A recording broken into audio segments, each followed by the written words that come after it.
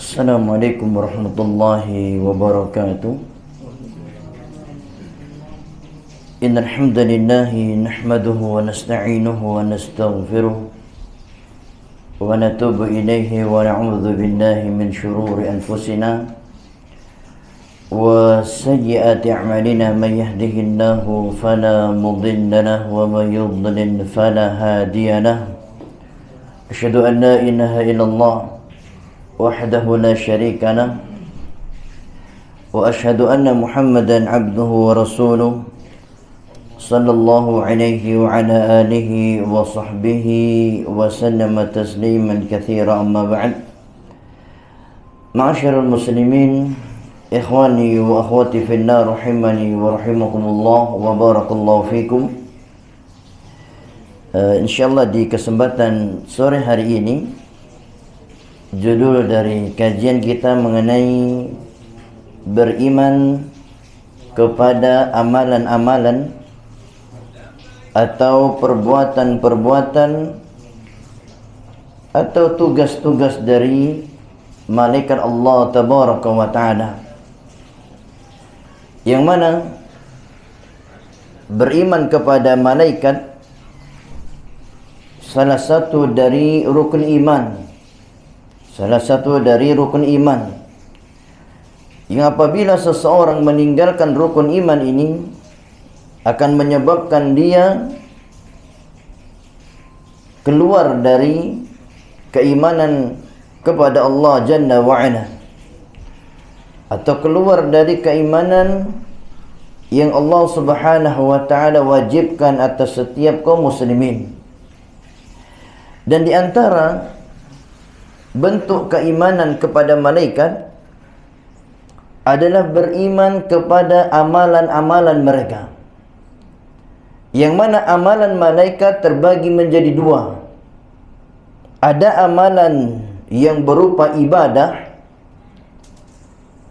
yang kedua ada amalan yang berupa tugas. Ada berupa ibadah, yang kedua berupa tugas. Dan tugas di sini juga terbagi dua. Ada tugas malaikat yang berkaitan dengan alam semesta, dan ada tugas malaikat yang berkaitan dengan manusia. Maka kita jelaskan amalan yang pertama dari amalan malaikat, dari dua amalan, yaitu amalan berupa ibadah kepada Allah. Yang pertama dari amalan ibadah malaikat adalah bertasbih. Jadi malaikat adalah makhluk yang senantiasa bertasbih, yang senantiasa berzikir kepada Allah, yang tidak pernah bosan-bosannya untuk berzikir apapun kondisinya. Allah Subhanahu wa Ta'ala menerangkan kondisi ini, yaitu kondisi malaikat yang senantiasa bertasbih, dalam surah Al-Baqarah ayat ke-30. Wa nahnu nusabbihu bihamdik wa nuqaddisu lak. Allah mengatakan, sedangkan kami, kata malaikat, nusabbih, senantiasa bertasbih, wa nuqaddis, dan senantiasa mensucikanmu ya Allah. Ini kondisi malaikat yang tidak henti-hentinya berzikir, bertasbih.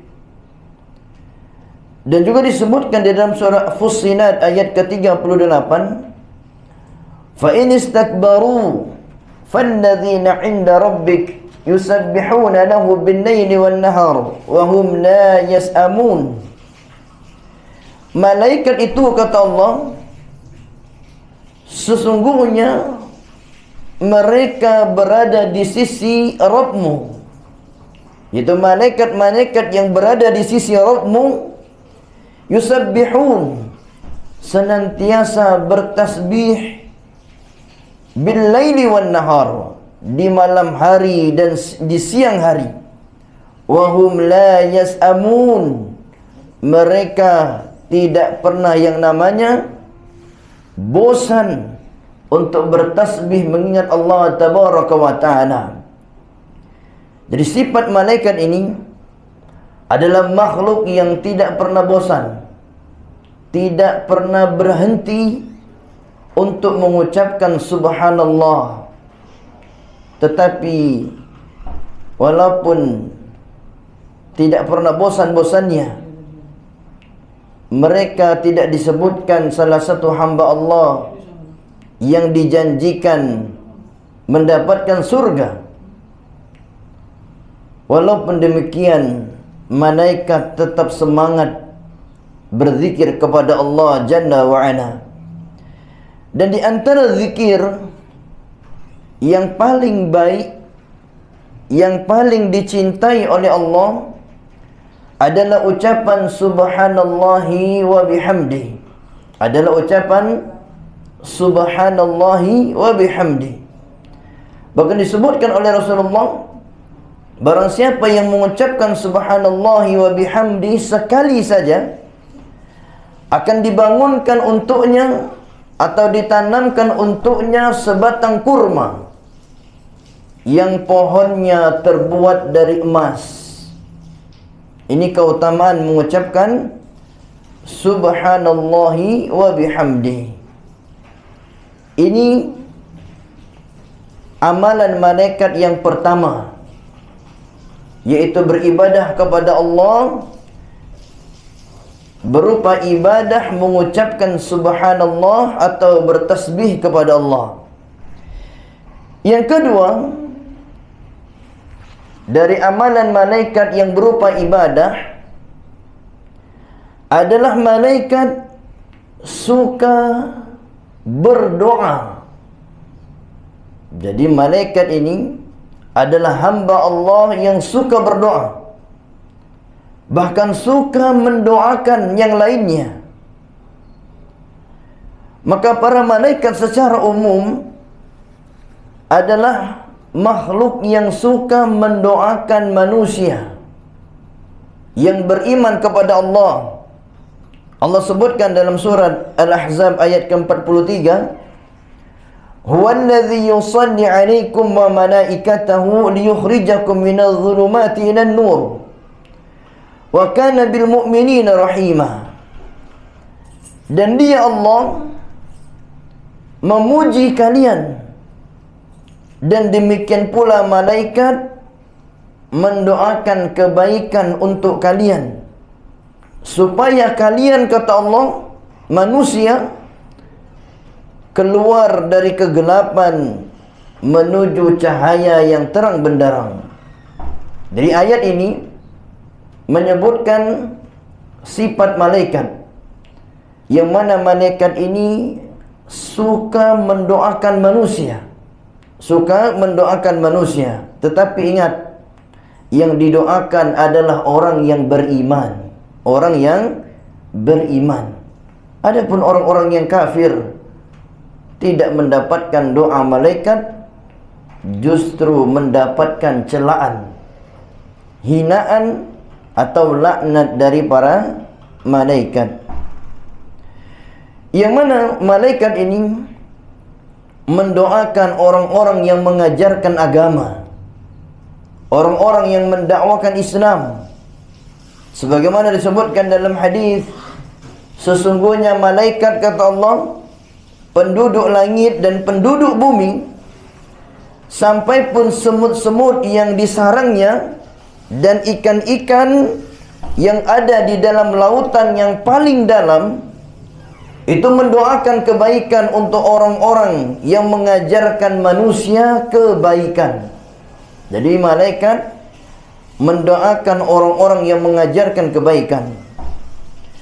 Dan juga malaikat disebutkan dalam hadis mendoakan orang-orang yang menunggu untuk didirikannya salat. Misal ada seseorang berangkat ke masjid mungkin jam 3 misalnya, ternyata waktu asar, salat asarnya jam 3:40. Maka selama dia menunggu salat, disebutkan oleh Nabi, malaikat mendoakannya sampai ditegakkannya salat, sampai dia keluar dari masjid itu.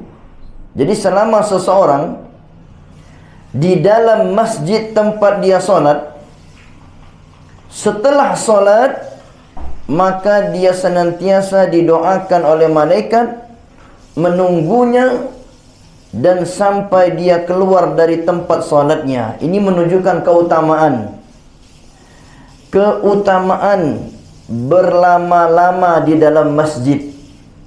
Makanya kadang sebagian kaum muslimin agak aneh, di dalam masjid itu tidak betah. Di dalam masjid tidak betah.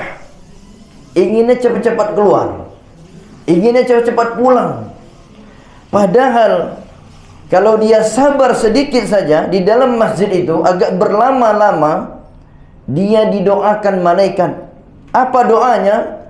Doanya adalah Allahumma ighfir lahu, Allahumma ighfir lahu, Allahumma arhamhu. Ya Allah, ampunilah dosanya dan rahmatilah kehidupannya. Ini doa malaikat bagi orang-orang yang betah di dalam masjid ketika menunggu salat maupun tetap di tempat salat setelah dia mengerjakan ibadah salatnya.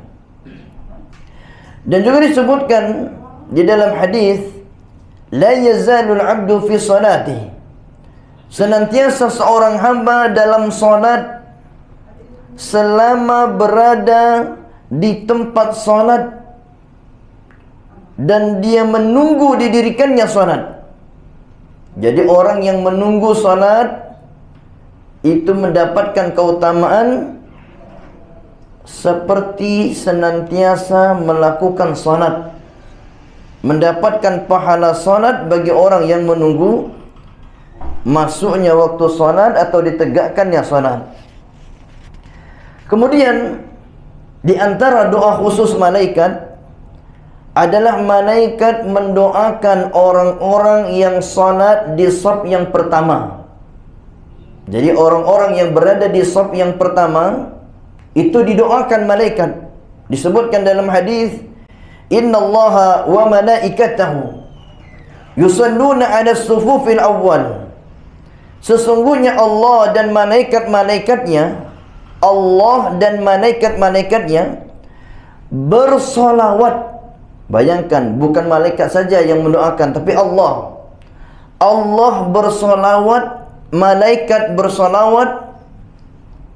Kalau Allah bersolawat maknanya Allah memuji. Kalau malaikat bersolawat maknanya malaikat mendoakan. Jadi bedakan antara Allah bersolawat dengan malaikat bersolawat. Allah memuji, malaikat mendoakan bagi orang-orang yang berada di shaf yang pertama. Jadi kalau sholat, jangan hobinya shaf yang kedua. Begitu juga jangan senangnya shaf yang ketiga, atau tidak semangat mencari shaf yang pertama. Yang mana shaf salat yang pertama adalah shaf salat yang dipuji Allah, yang kedua didoakan oleh malaikat. Dan juga doa malaikat adalah orang-orang yang menyambung shaf salat yang terputus, atau doa malaikat kepada orang-orang yang menyambung shaf dan menutup celah-celah di antara shaf. Jadi makanya dianjurkan salat itu rapat shafnya, jangan ada celahnya.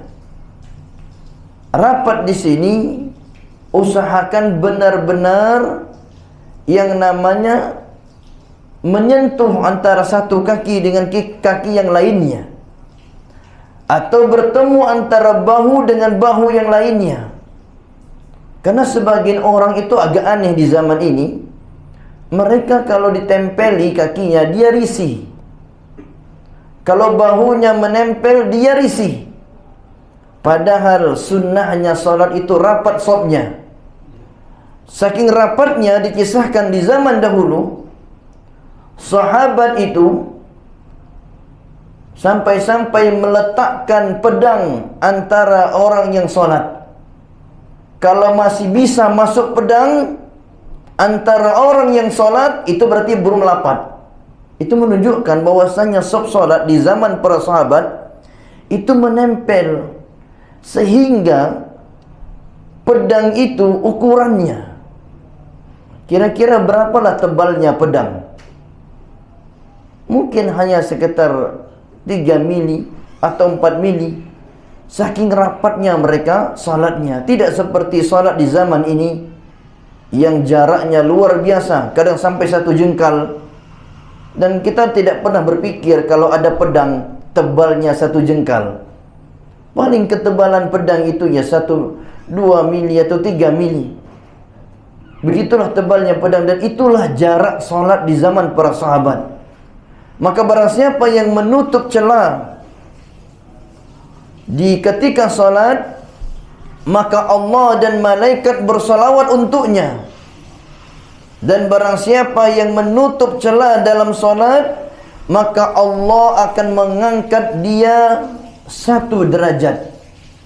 Jadi orang yang merapatkan solat diangkat 1 derajat. Setiap kali solat dia rapat, setiap kali dia merapatkan diangkat derajatnya. Kemudian disebutkan lagi, malaikat mendoakan orang-orang yang bersalawat atas Nabi. Disebutkan dalam hadis, ma min muslim yusalli alayya illa sallat alaihi al-malaikatu ma salla alayya. Tidaklah seorang muslim bersalawat mengucapkan Allahumma salli ala Muhammad, melainkan malaikat akan bersalawat untuknya. Jadi ketika kita mengucapkan Allahumma salli ala Muhammad, Allahumma salli ala Muhammad, maka ternyata malaikat membalasnya, mendoakannya, bersalawat untuk orang yang bersalawat kepada Nabi. Maka hendaklah, kata Nabi, seseorang mempersedikit salawatnya atau memperbanyaknya. Jadi semakin banyak kita bersalawat kepada Nabi, semakin banyak pula malaikat bersalawat untuk kita, mendoakan. Kemudian juga disebutkan doa malaikat adalah orang yang berinfak, bersedekah. Nabi mengatakan tidaklah ada suatu hari seorang hamba memasuki waktu pagi kecuali di hari itu ada 2 malaikat berkata kepada salah satunya, ya Allah, gantilah harta orang yang berinfak. Ya Allah, gantilah harta orang yang bersedekah. Ya Allah, gantilah harta orang-orang yang berinfak di jalan-Mu. Dan malaikat yang kedua mengatakan, ya Allah, hancurkan harta orang-orang yang pelit, yang menahan diri dari berinfak yang disyariatkan oleh Allah Jalla wa'ala. Ini doa malaikat setiap pagi, setiap hari. Maka tidak ada ruginya kita semua berinfak, terutama infak yang wajib. Infak yang wajib, yang merupakan kewajibannya, mungkin kewajiban sebagai suami, kewajiban sebagai anak, kewajiban sebagai orang tua. Maka infak-infak yang wajib, sedekah yang wajib, mendapatkan doa dari malaikat.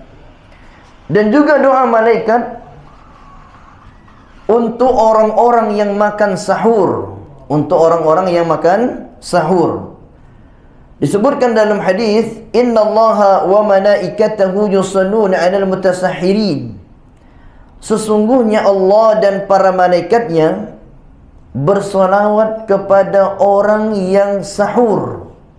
Jadi orang yang makan sahur, mungkin sahur Senin Kamis, atau makan sahur untuk puasa Daud, atau puasa sahur untuk puasa sunnah yang lainnya, terlebih puasa yang wajib, maka dia akan mendapatkan doa dari malaikat.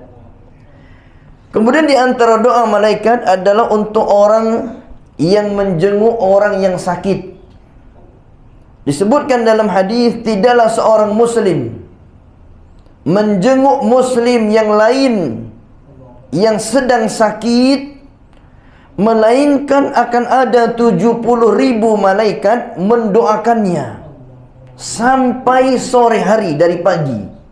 Jadi kalau antum sekalian menjenguk orang sakit di pagi hari, akan didoakan oleh 70.000 malaikat sampai sore.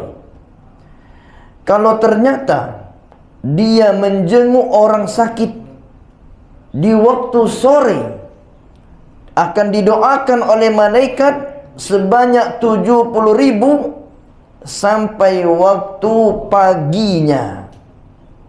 Dan dia, kata Nabi, yang menjenguk orang sakit akan mendapatkan petikan buah-buahan di dalam surga. Ini keutamaan menjenguk orang sakit. Makanya kalau ada tetangga sakit, usahakan dijenguk.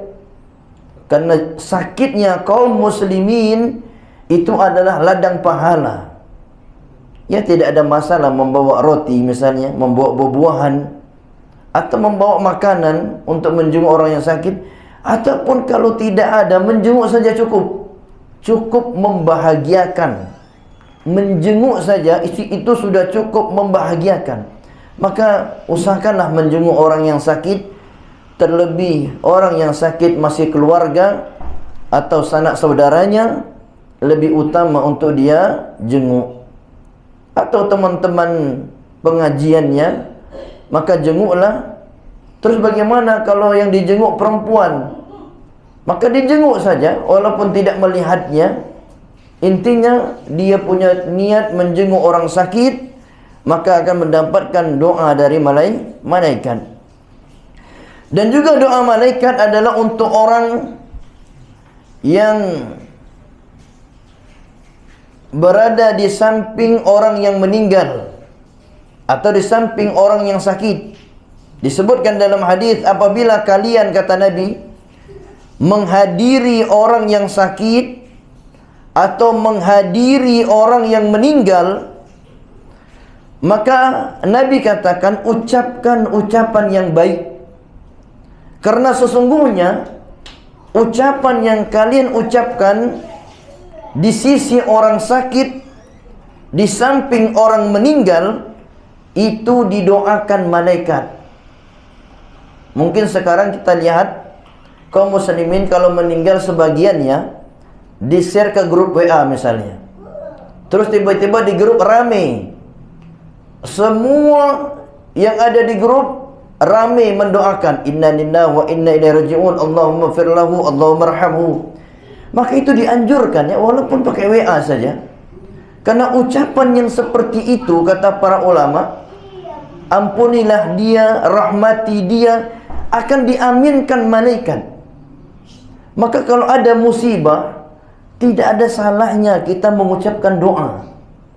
Kalau ada orang sakit, tidak ada salahnya kita doakan dia. Karena malaikat mengaminkan. Bisa jadi ratusan, bahkan ribuan malaikat mengaminkan. Maka janganlah kita pelit dengan doa, dikarenakan doa itu bermanfaat bagi orang-orang yang beriman kepada Allah. Kemudian malaikat juga mengaminkan doa untuk saudaranya sesama kaum muslimin. Barang siapa, kata Nabi, mendoakan saudaranya dalam keadaan saudaranya tidak mengetahui, maka malaikat akan mengatakan amin. Dan bagimu semisalnya. Misal, antum melihat ada temannya lagi kesusahan ekonomi, antum katakan, ya Allah mudahkan urusannya, mudahkan ekonominya, dalam keadaan teman tersebut tidak tahu, maka malaikat mengatakan amin. Dan bagimu juga semoga dimudahkan. Ini keutamaan mendoakan orang lain tapi dia tidak tahu. Maka mendoakan orang lain dalam keadaan dia tidak tahu, itu sebab-sebab mustajabnya doa. Sebab-sebab mustajabnya doa. Bahkan berkata Imam Nawawi rahimahullah, dahulu sebagian salaf apabila ingin mendoakan kebaikan untuk dirinya, maka dia mendoakan untuk saudaranya. Misal antum punya usaha, usahanya lagi seret, usahanya lagi susah. Bagaimana biar usahanya lancar? Salaf dahulu mendoakan orang lain, ya Allah lancarkan usaha dia. Karena setiap kali dia mengatakan lancarkan usaha dia, itu sama dengan memancing malaikat untuk mengatakan semoga Allah juga melancarkan usahamu. Begitulah para salaf dahulu, kalau menginginkan sesuatu mereka doakan orang lain. Kenapa? Karena setiap mendoakan orang lain sebenarnya dia memancing malaikat untuk mendoakan dirinya. Dan kita tidak ragu, doa malaikat itu mustajab. Karena malaikat tidak pernah berbuat dosa, yang mana penghalang terkabulnya doa adalah dosa. Sementara malaikat tidak berdosa, maka doa malaikat termasuk doa yang sangat diharapkan. Mungkin kalau antum yang ngomong, ya Allah lancarkan usahaku, bisa jadi tidak terkabulkan. Ya Allah mudahkan rezekiku, bisa jadi tidak dikabulkan. Kenapa? Karena dosanya banyak. Tetapi kalau dia katakan, ya Allah lancarkan usaha saudaraku, maka ketika itu ada malaikat yang mengatakan semoga usaha dirimu juga lancar. Dan ternyata dia mendapatkan doa malaikat setelah mendoakan saudara-saudaranya. Begitu juga malaikat bisa mendoakan keburukan, bisa mendoakan keburukan, bisa mendoakan laknat bagi orang-orang yang pertama mencela sahabat Rasulullah, bagi orang-orang yang melindungi perbuatan kebid'ahan, perbuatan kekejian, dosa. Dan juga malaikat mendoakan keburukan bagi orang yang menodong senjata kepada saudaranya. Dan malaikat juga mendoakan keburukan bagi wanita istri yang tidak mau memenuhi panggilan suaminya. Dan inilah beberapa doa malaikat. Intinya di sini malaikat kita sebutkan baru 2 dari 8 amalan malaikat yang berupa ibadah. Kita baru sebutkan 2. Yang pertama bertasbih, yang kedua mendoakan atau berdoa. Dan berdoa, ada yang berdoa kebaikan, ada doa malaikat yang berupa keburukan. Maka hendaknya kita semua bersemangat dan bergembira mendapatkan doa-doa malaikat, yang mana doa para malaikat pastinya doa yang mustajabah, doa yang diterima oleh Allah, doa yang lebih kita harapkan untuk pengabulannya. Karena malaikat adalah makhluk Allah yang tidak pernah berdosa dan senantiasa beribadah kepada Allah Jalla wa'ala. Tetapi kita saksikan di zaman ini kaum muslimin tidak memahami hal ini dan tidak bersemangat untuk mencari doa para malaikat. Berkata Imam Ibnul Jauzi, beliau mengatakan, apabila kalian merasa banyak dosa, maka hendaklah kalian banyak-banyak duduk di dalam masjid. Apa maksudnya? Maksudnya kalau duduk di dalam masjid akan mendapatkan doa malaikat. Doanya adalah, ya Allah ampuni dia, Bayangkan antum duduk di dalam masjid 1 jam. Kira-kira berapa ratus kali, berapa ribu kali malaikat mengatakan, ya Allah ampuni dia, ya Allah ampuni dia. Mungkin 1000 kali, ampuni dia ya Allah, ampuni dia ya Allah. Dan 1000 kali itu bisa jadi bukan satu malaikat yang mengucapkan, bisa jadi 1000 malaikat, bisa jadi 2000 malaikat yang mengatakan untuknya, ya Allah ampuni dia, ampuni dia, ampuni dia, sampai dia keluar dari masjid tadi. Maka inilah amalan malaikat yang luar biasa, yang tidak bosan-bosannya beribadah kepada Allah. Dan di antara bentuk ibadahnya adalah bertasbih. Yang kedua, mendoakan kebaikan untuk manusia yang beriman kepada Allah Jalla wa Ala. Wallahu ta'ala alam bis-shawab. Naktafi bihadza.